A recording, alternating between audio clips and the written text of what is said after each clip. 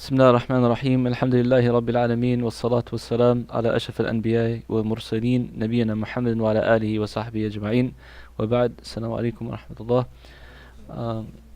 Alhamdulillah, continuing along, now we're on chapter 4, Bab al-Wudhu. Last week we talked about Qada al-Haja, or the etiquettes of using the lavatory, and now we're going on. So he talked basically about the waters we're supposed to use, to purify ourselves, then the containers that are permissible to use to hold the water, right? And then breaking or using the restroom, which is an act of nullifying the wudu. Now he moves into the act of wudu itself, how to purify yourself for salah. And in the beginning of the class we said there was 3 forms of purification basically. The ritual purification, which is wudu or ghusl or tayammum, to remove ahdath, the ritual impurities. Then there is physical purification, which is removing the filth or impurities from your body or your clothing or the place of worship. And then there's spiritual purification, which is purifying the heart, first and foremost from the shirk, and also from the disease of the heart in terms of like hating for improper reasons or having jealousy or lower lustful desires and these type of things. You want to purify your heart from that. And the book obviously in fiqh focuses more on the first 2, and the other one is for classes of tazkiyah, inshallah, that we covered in our first book that we talked about, Da' wa Dawa. Inshallah in the future books we'll study as well. So Bab al-Wudu. Wudu comes from the word wada'a, which is like beautiful or nice looking basically. And on the Day of Judgment the believers will have that upon their faces, that light from the wudu that you made in the dunya. You will have the light on the Day of Judgment from that, and it beautifies you even more.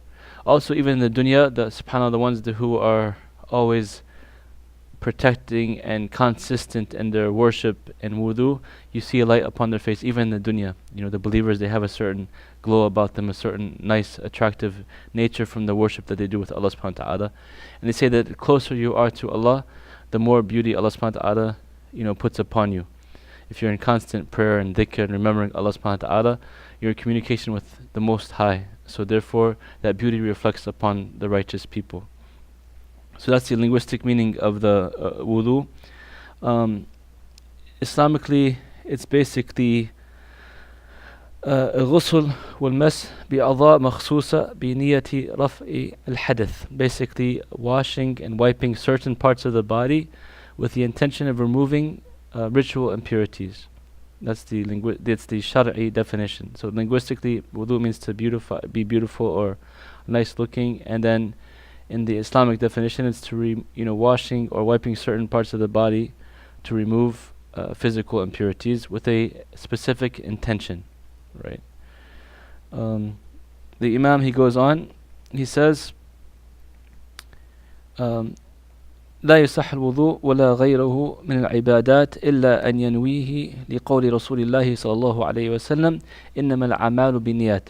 That wudu and other acts of worship are not valid unless one makes the proper intention, because the Prophet ﷺ statement, verily all action is done by intention, or deeds are judged by their intention.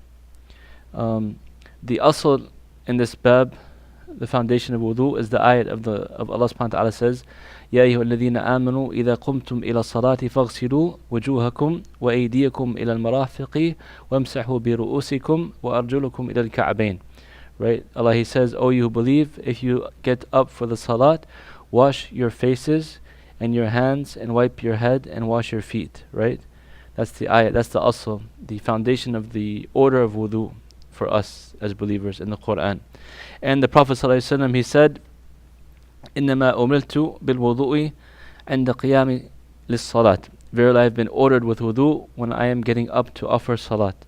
Right? So that's the Quran and that's the Sunnah, and it's ijma' of the ulama and the ummah that basically wudu is an obligatory deed for getting for praying or removing the minor ahdath, ritual impurities. So you can offer prayer, read Quran, and make tawaf, right, and do certain acts of ibadat. So those are the 3 asl for the foundation of wudu. The Imam here is saying that the acts of worship are not valid without having intention. So that's the first requirement of the wudu, to have the proper intention. عبادة here he says لا وضوء ولا غيره من العبادات لا يصح الوضوء ولا غيره من العبادات إلا أن ينويه. So ibadah, no worship is correct without having the proper intention, right? For any deed to be accepted, you have to have correct intention that you're doing for the sake of Allah subhanahu wa ta'ala, and you're doing it in accordance to the Sharia, Islamic legislation, right? So if you're missing any of those two pillars, your action cannot be accepted. It won't be accepted with Allah subhanahu wa ta'ala. You might get reward for the dunya, but in the akhirah, it won't be for naught. you know, just like the niyyah, you have to have for two reasons.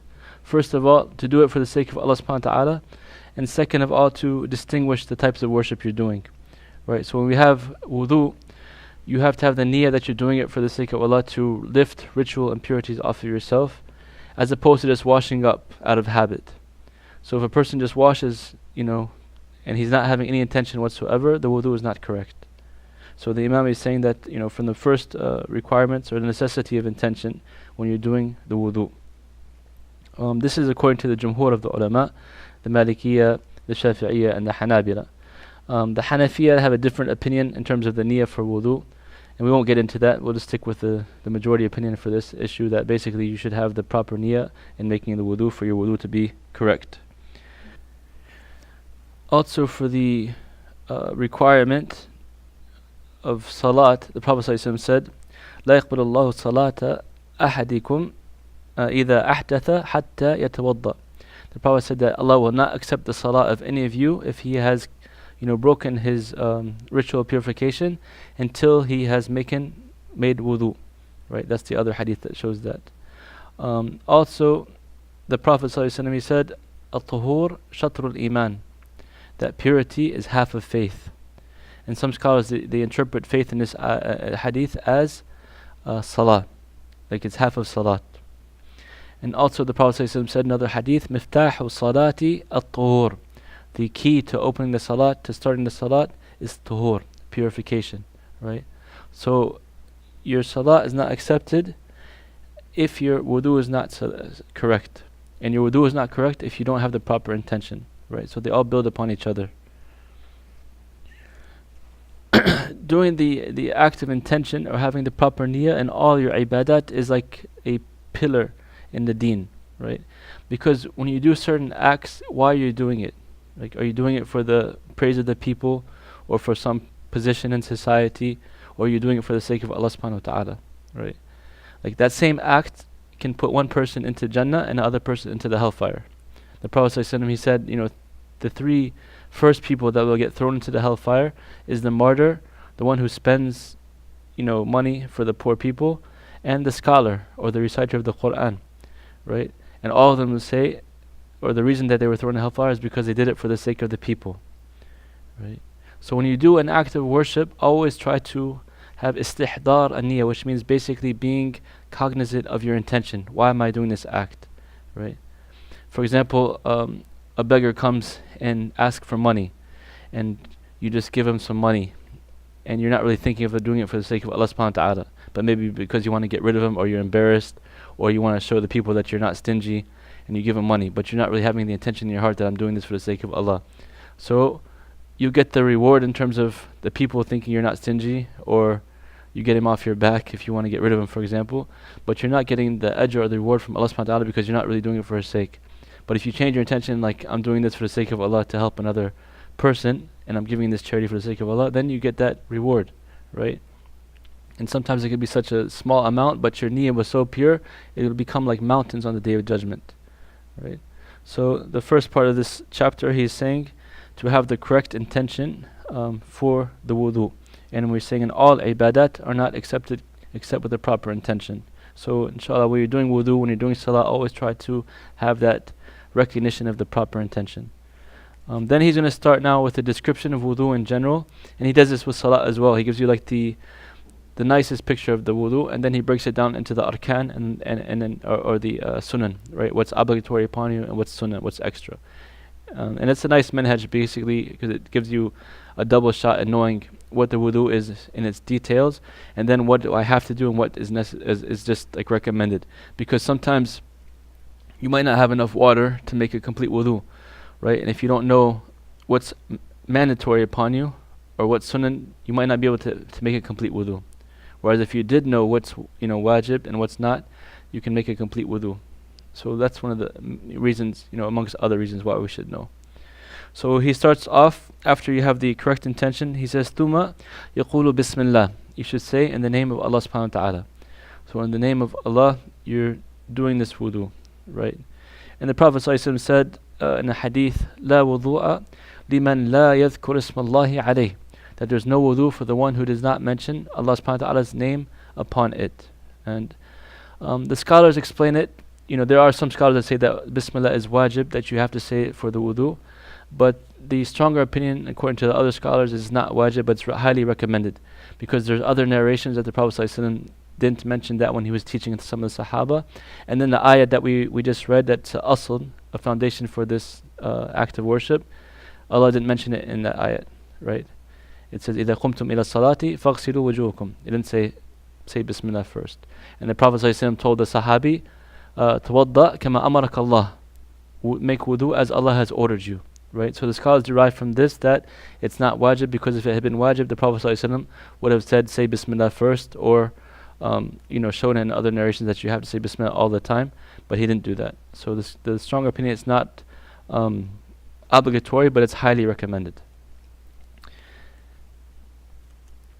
وَيَغْسِلْ كَفَّيْهِ ثَلَاثًا. Then he washes his hands 3 times. And the hands basically from the wrist into the fingertips, right? You wash it 3 times. Especially if you're waking up from your sleep, or if you don't know where your hands have been, for example, or if your hands are dirty. And this is for the reason of removing filth that you might not know about before you start your wudu. This first ghusl of the yadayn is sunnah. It's not wajib. It's not fard, right? So it's preferred, and you start with that, and then you go on and do the wudu as Allah subhanahu wa ta'ala has told us and the Prophet ﷺ has told us. The correct way is, after you wash your hands, in general, you rinse your mouth and your nose 3 times, and then you wash your face and your hands from here all the way to the elbow. That first one didn't count as a fard. You must have to start again from here all the way to the elbow. Then wipe over your head, and then wash your feet up to the ankles 3 times. That's what the Prophet ﷺ taught us, and we'll go through it right now. So after you wash your hands 3 times, you do ثم يتمضمض ويستنشق 3 يجمع بينها بغرفة واحدة أو 3. So then you rinse your mouth and your nose 3 times, combining both with 1 handful of water, or 3 separate handfuls, like 6 times total. Both ways are permissible, but the scholars say it's better, the more authentic narrations, is to do it with 1 hand for each, if you're able to do so. If you're not able, then you could do 3 times in the mouth and then 3 times at the nose. But if you're able to, the better way is to do it with 1 handful, both the nose and the mouth, then the next handful, both the mouth and the nose, and then the third handful, the mouth and the nose. Right? That's the better way to do it. So you're not wasting as much water, and it's the sunnah the Prophet ﷺ used to do most of the time. Madmada is basically like have movement in your mouth with the water, and then spit it out, obviously. Istinshaq is breathing the water into your nostrils, right? I saw like a tutorial or like a demonstration where they said you can gargle it. Are you supposed to gargle? Is that? You can gargle, but the main point is to just move the water in your mouth. Yeah, and then the difference of opinion which arises, is it sufficient to just put the water in your mouth, or do you have to move the water? Because if it's sufficient to just put the water in your mouth, you can actually drink it after you finish. But if it's not sufficient, you have to move it around, then you should spit it out. So that's what that point comes in. Sometimes they say it goes back into the throat and then throw it out. But the main point is putting the water in the mouth and moving it out and then spitting it out is the best way.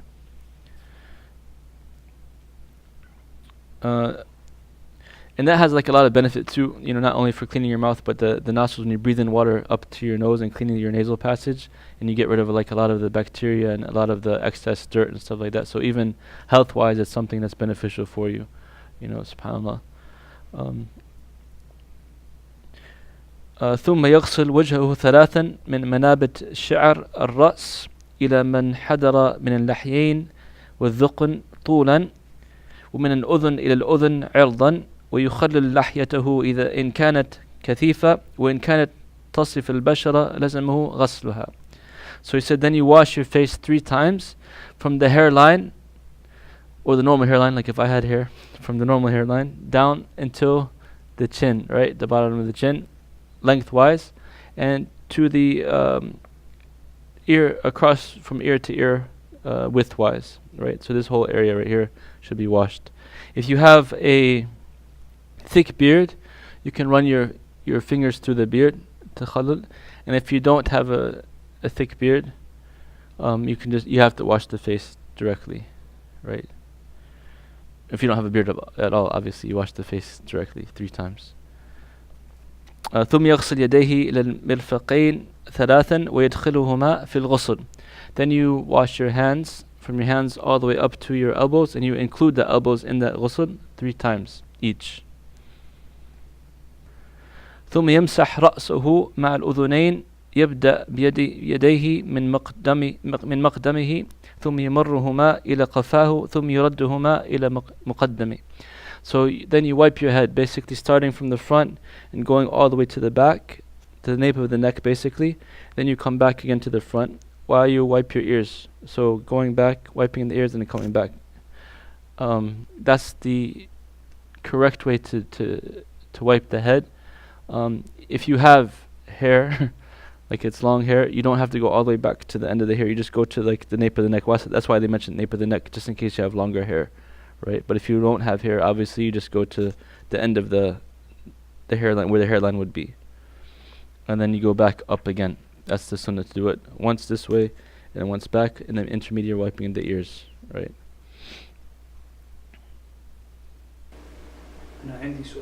No. About the washing the forearms. Mm-hmm. What is it? I've seen some people, in other words, run their arms underneath the faucet. Right.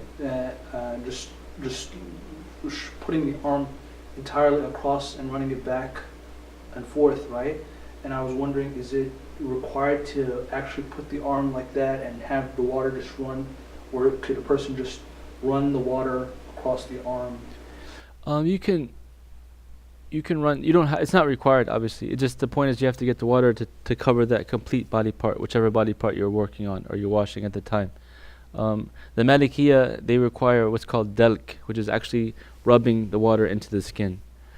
So that's the better way to do it. Actually, not just letting the water flow over it, but actually to rub your skin. That's to be on the safe side. The Hanabila don't see that as a pillar, but it's recommended. Well, yeah. ثم يغسل رجليه إلى الكعبين ثلاثا ويدخلهما في الغسل ويخلل أصابعهما. Then you wash your feet 3 times up to the ankle, and the ankle is included as well, right? 3 times on the right and the left. And then you can wipe or wash in between the toes. You can do it in between the fingers, in between the toes. And the scholars, they say that's usually if you don't have enough water to make sure that you've covered all your body parts. But if you have enough water and you're sure that the water has reached that part, it's not necessary. Yeah, so socks, we'll get to that chapter and wiping over the socks. But if you've wore socks or the khuffain after you've made wudu and a state of purification, you can just wipe over them. Yes, after, up for the time period of 1 day for the resident and 3 days for the traveler. Then he says ثم يرفع نظره إلى السماء فيقول أشهد أن لا إله إلا الله وحده لا شريك له وأشهد أن محمدا عبده ورسوله. Then he says, you look up into the sky and you say the dua, I bear witness there's nobody worthy of worship except Allah, and that Muhammad is his servant and messenger. The looking up in the sky part is not authentic in the narration, but the hadith, the dua, is authentic, that you say the shahada as he is stated here after you make wudu. And there's actually a narration that the Prophet ﷺ said, whoever says that, يفتح له أبواب الجنة الثمانية يدخل أيها شاء أو أيهما أي منها شاء. So basically, when you say this dua with sincerity after your wudu, the 8 doors of heaven are opened up for you. There's a specific, there's 8 doors, all from different types of worship. They all open up for you, and you can enter into any one you want. So it's a nice dua to make after you make your wudu, right? And the other one, some scholars say, Allahumma ja'alni min at-tawabin wa ja'alni min al-mutatahhirin. Oh Allah, make me of those who repent to you and make me of those who are pure. Right? But this one in specific, there's a hadith that the Prophet ﷺ said, if you say it after the wudu with sincere intention, Allah will open the 8 gates, the eight doors of Jannah for you, and you can enter to anyone you want. So that's like the wudu in its descriptive mode, from including the obligations and the recommended acts together.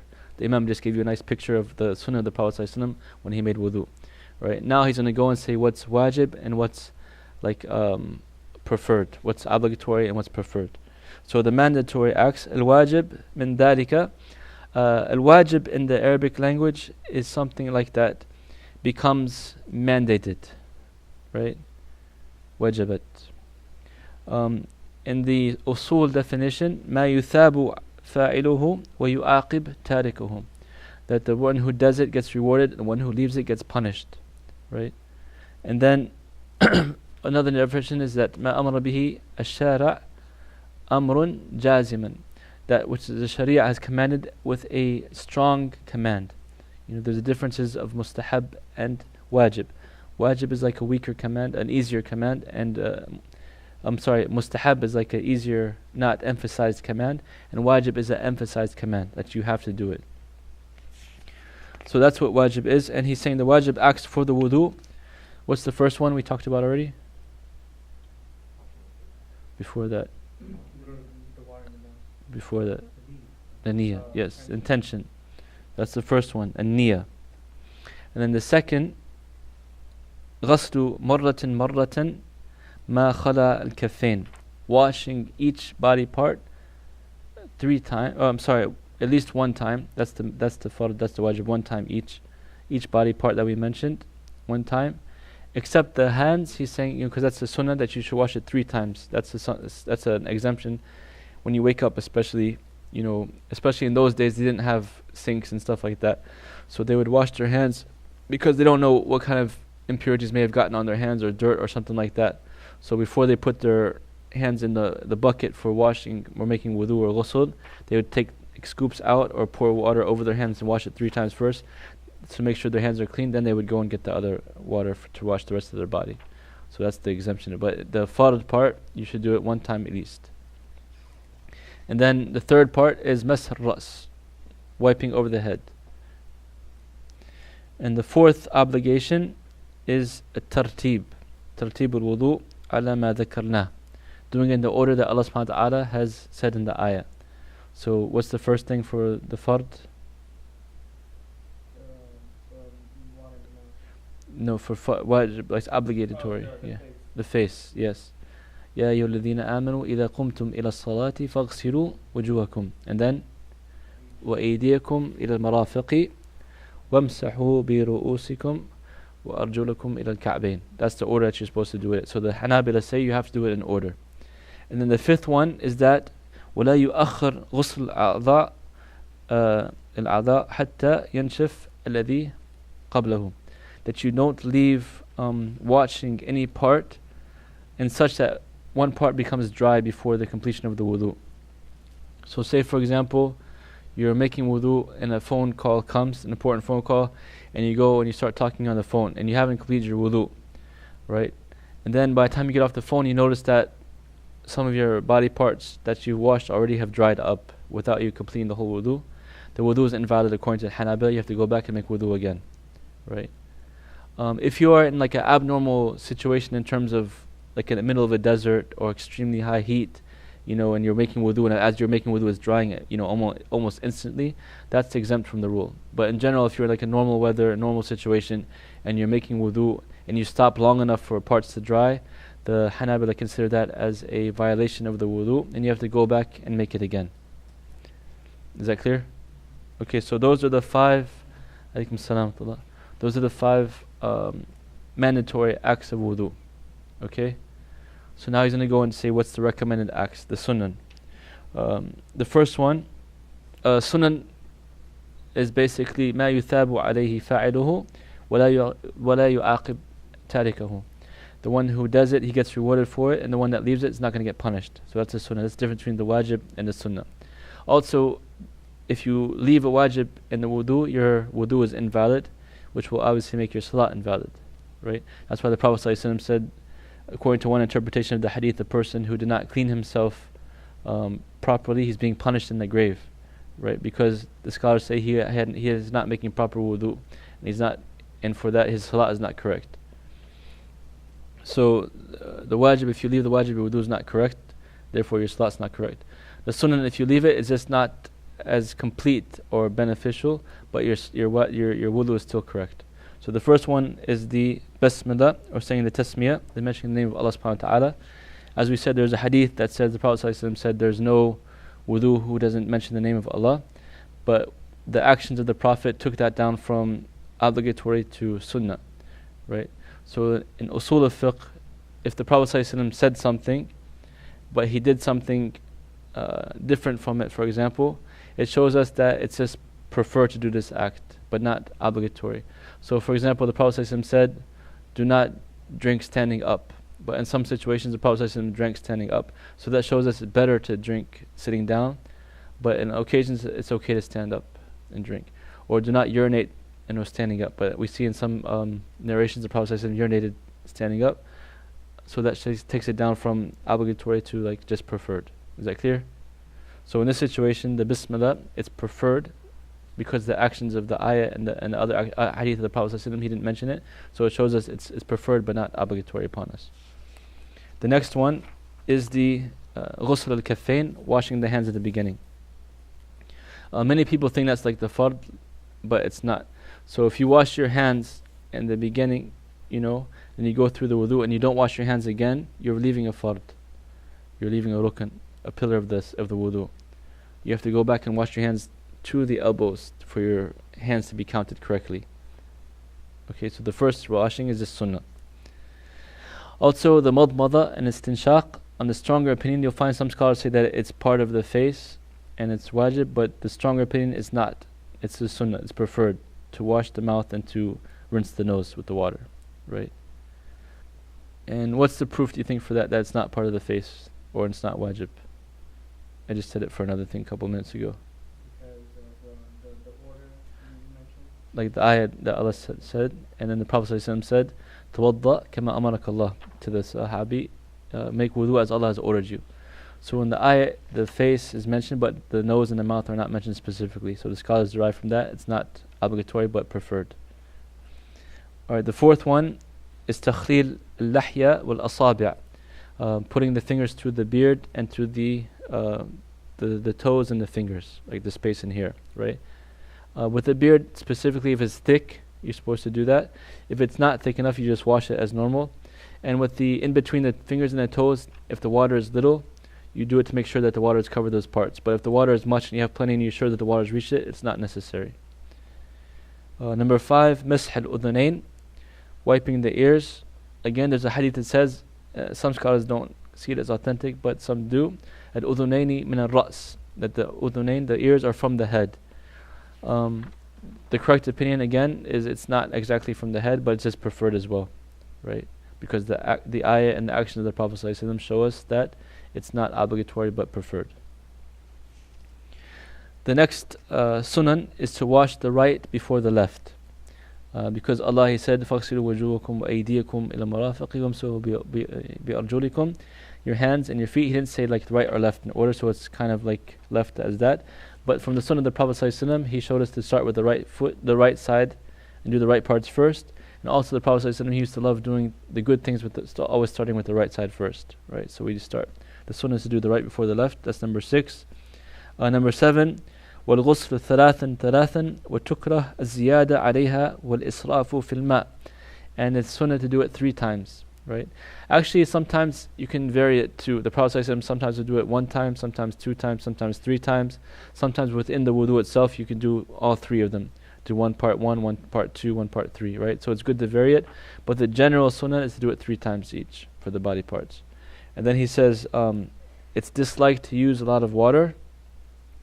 And it's also disliked to go above the 3 times. And some scholars say even haram, because you're being wasteful and you're doing khilaf of the sunnah. You have a question? Yeah, sorry, maybe I missed it. The hair you wipe it once. You go from the front to the back and then back again. And then you wipe the ears. Yeah. The head, yeah. The head is part, that's fard. That's a wajib. No, you can just wipe over the hair. Yeah. But the beard, what's that? You don't have to go deep. No, you just wipe over it. Yeah. Even if you're wearing the imama, which we'll talk about in the chapter of mash, wiping over, you can wipe like only part of the head and then wipe the imama. You don't have to actually go into the under the imama. So that's the seventh sunan. And like I said, it's you dislike to use too much water. The Prophet ﷺ used to use like basically less than half a liter for his whole wudu, right? So therefore you shouldn't do more than 3 times because that's a sunnah. Doing more would be kind of an innovation. And the Prophet ﷺ told the Sahaba, even if you were lived like, at the, what do you call it, bed of a river or the bank of a river, you shouldn't waste water, right? So it's very highly encouraged not to waste water in Islam, and it's a gift from Allah subhanahu wa ta'ala. And Allah, He does not like israf or wastefulness in general, So inshallah that's one of the sunnahs. And then the Imam, he goes to complete this chapter with the oral hygiene, basically the siwak. ويسن السواك عند تغير الفم وعند القيام من النوم وعند الصلاة لقول رسول الله صلى الله عليه وسلم لولا أن أشق على أمتي لأمرتهم بالسواك عند كل صلاة. And he says it's recommended to clean the teeth using the siwak when the taste of the mouth has changed, when you have like some type of odors in the mouth, or if you've gotten up from the sleep, or before the prayers, because the Prophet ﷺ said that if it had not been burdensome upon my nation, I would have ordered them with siwak at every salah, right? So in general, siwak is, there's 2 things you can interpret it as: the action of brushing or moving around something in your mouth, or the actual tree from the Arabian Peninsula that the people use, that wooden thing, which has a lot of health benefits to it, by the way. So both are correct. Like even if you use a toothbrush with toothpaste, or some even scholars say just the motion itself, even if a person used their finger, it would be achieving that sunnah of siwak. But some scholars say it's better to use the actual tree from the Arabian Peninsula because of the health benefits to it. But in general, it's just something that can clean your teeth and clean your mouth and change it if you have bad breath, or if you've haven't talked for a while. Sometimes your mouth gets dry, to just like make it more pleasant. He says when you wake up, in the evening or in the morning when you wake up, and even the dentists recommend that too, subhanAllah, because when you haven't drank or eaten for a while, your mouth gets dry as well. Going to the salat because you're going to go face Allah subhanahu wa ta'ala, and you want to have like the best, the state of wudu, the clothing and the breath and everything, because the angels are around you. You don't want to come with like odor on your mouth. The Prophet ﷺ, even at his deathbed, about to die, he saw one of the companions walking in, and Aisha, she noticed that he was looking at the siwak. He wanted the siwak, and he could barely even talk, and she said, do you want the siwak? And the Prophet ﷺ indicated yes. So she got the siwak, and made it soft for him, and actually brushed his teeth for him, even right before he's about to pass away. So that shows you how much he was like inclined to have pleasant smelling all the time and clean teeth, and good presentation. And it's not wajib. You might find some scholars go to the wajib, but this hadith itself shows it's not wajib, because he said, if I did not fear burdening the ummah, I would have ordered them to do so. So it means he didn't order us. It's not a wajib, but it's just preferred and recommended, highly recommended. In these types of times, when you wake up in the morning, maybe before you go to sleep, if you haven't drinking or eaten, mouth is dry, you haven't talked, something like that, just to go and refresh it. And then to say at least 2 to 3 times a day, it's very good for you, right, for your teeth. And then he says, وَيُسْتَحَبْ فِي سَائِرِ الْأَوْقَاتِ إِلَّا لِلصَّائِمِ بَعْدَ الزَّوَالِ. And it's recommended in all other times, except for the fasting person after the sun has reached its zenith, after dhuhr basically. There's no direct proof for that, because the Prophet ﷺ, in the hadith it's general. He said every salat. So there's no prohibition that we know of, or that I know of, that says you can't use a siwak while you're fasting after the zawal, right? Or some scholars say after the asr. I don't know of any proof. This is as long as you don't, intentionally digest something, it's okay. The Prophet ﷺ said that it's okay to clean the mouth. And that's the end of the chapter 4, Kitab or Bab al-Wudhu. If you have any questions, yes. I have multiple questions. As far as the intentions go, like say before you go make wudu, you just know, okay, you're gonna go pray. Would that be sufficient for intention, or like? It's sufficient, but it's deficient as well. It's sufficient in the sense that you're doing wudu for you to be permissible to do as an act of worship, like salat or reading Quran.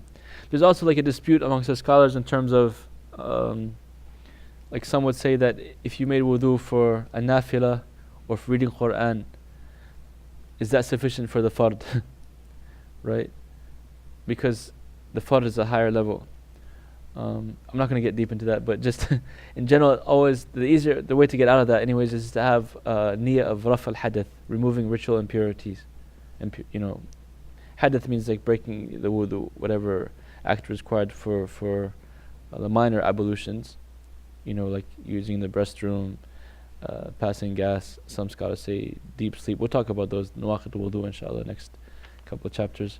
But basically you have the intention of lifting that off of you. So therefore any act of worship you can do after that. The stronger you focus on your intention, the better it is. But yeah, as long as you have an intention to to make yourself ready to do one of those acts of worship, then the scholars say that's sufficient, inshallah. But the best one is to have the intention that I'm lifting off the ritual impurities to be able to do an ibadah in general. Okay. For the second question, I was gonna say, for reading the Quran, right? Like, is it a must to have wudu? I know we went over this, but I've heard otherwise as well. And like, how does it work? Say if you're going to read it on your phone and you're not touching the Quran physically. So the Quran, or the Mus'haf in particular, is the book that's completely the Arabic language, without any other things. So even tafsir, if it's in Arabic, some scholars won't consider that the Mus'haf that they're talking about, because there's other foreign words in it, right? But the Quran by itself, the Mus'haf by itself, that's what the scholars are referring to. And some scholars say that you shouldn't touch it without a state of wudu, except for extreme situations in terms of like a person, like the kids in the hifz school, for example. It'll be hard for them to keep wudu for 6 hours a day and to go and make wudu every single time. Some exemptions are made for that. But they say also for the woman. But the phone doesn't count. Like the phone is different. It's not actually touching the Mus'haf. It's not a Mus'haf, right? It's something else. Use it for other things. Also, they say that if a woman wants, if she fears forgetting the Mus'haf, and nowadays we have like the phones and stuff, so it's easier for us, mashallah. But like in the past, they didn't have that. So they would say that she can wear gloves, just not to touch it directly. Yeah. So to be safe, if you're going to recite and touch the Mus'haf itself, like the physical Mus'haf, it's better to be in a state of tahara and wudu, right? Same thing with dua. Dua is not necessary, or dhikr is not necessary, but it's better.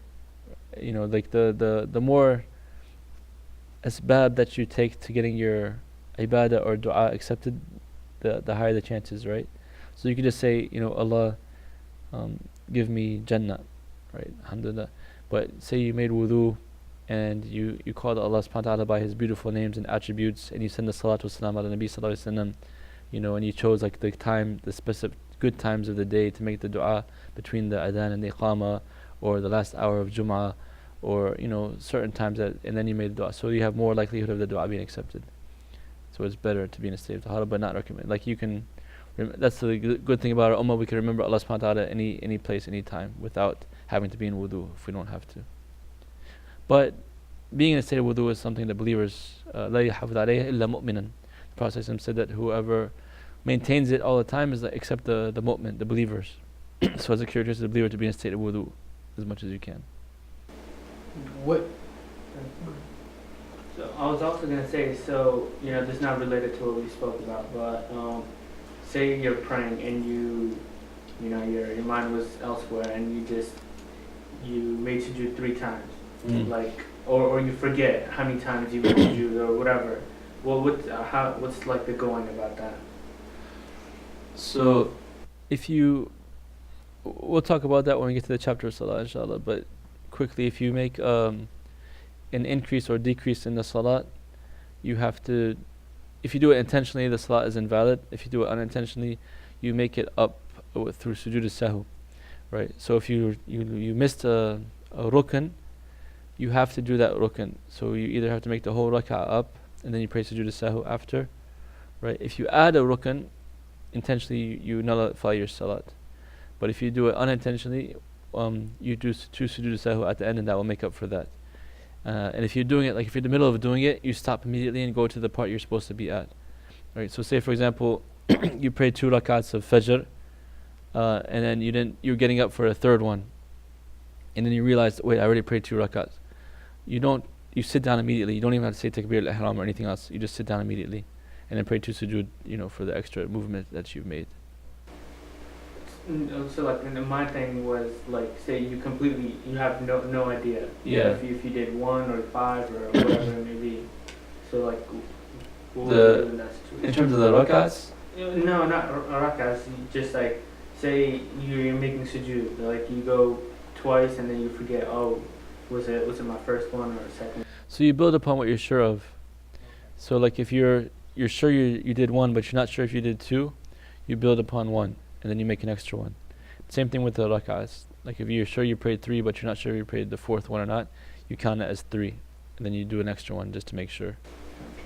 If you just had a snack, would you have to, and you about to pray, can you just go pray, or do you have to go rinse your mouth? You can go and pray. Yeah, it's recommended to brush your teeth or rinse your mouth if you're able to do so, but it's not obligatory. Jazakumullah khair. Khalas, alhamdulillah. So next week we'll talk about the mash al-khuffayn, wiping over the socks or the leather socks in particular. And yeah, inshallah. Also, quickly, I mean, I know we're going to talk about it next week. I've heard over and I've heard under, like the sock. Like you wipe over or you wipe under. I don't know if that's specific. No, it's specific. You wipe over. That's a sunnah, yeah. Even there's a hadith that's attributed to Ali radiallahu anhu. He said that if the deen was by opinion, we would wipe under. But it's not by opinion, basically, so we wipe over as the Prophet ﷺ taught us. طيب سبحانك اللهم وبحمدك أشهد أن لا إله إلا أنت أستغفرك وأتوب إليك جزاكم الله خيرا.